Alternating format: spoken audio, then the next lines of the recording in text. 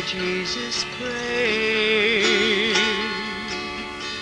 Father, take this cup of sin away.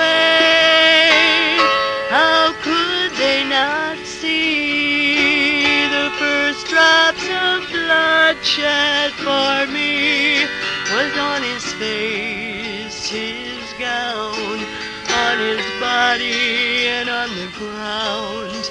God's blood ran through his veins, and through his pores his blood drops came and stained.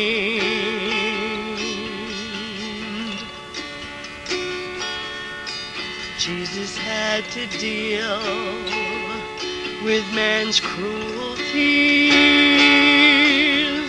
Why would God allow this to be? I now can see his blood flowed there for me, for I was lost in sin, hell-bound without him. God sacrificed his Son, for there's power in his blood, power to save a wretch like me. He was God's sacrificial lamb, shedding his own blood for man. From his head to his toes, from inside and out, God's blood did flow. He was God's sacrificial lamb, his perfect blood-filled lamb. From the garden to the cross, shedding his blood for us.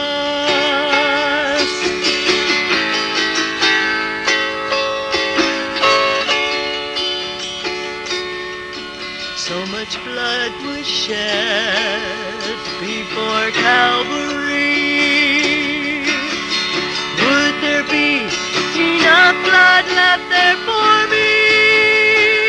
I do believe one drop is sufficient for me, for there is life in his blood, and one drop is all I need.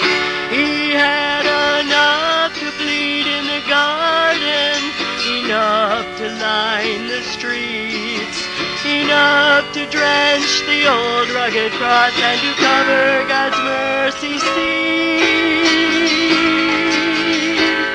He was God's sacrificial lamb, shedding his own blood for man. From his head to his toes, from inside and out, God's blood did flow. He was God's sacrificial lamb, his perfect blood-filled lamb. From the garden to the cross, shedding his blood for us. He is God's sacrificial lamb, his perfect blood-filled lamb. And there's still enough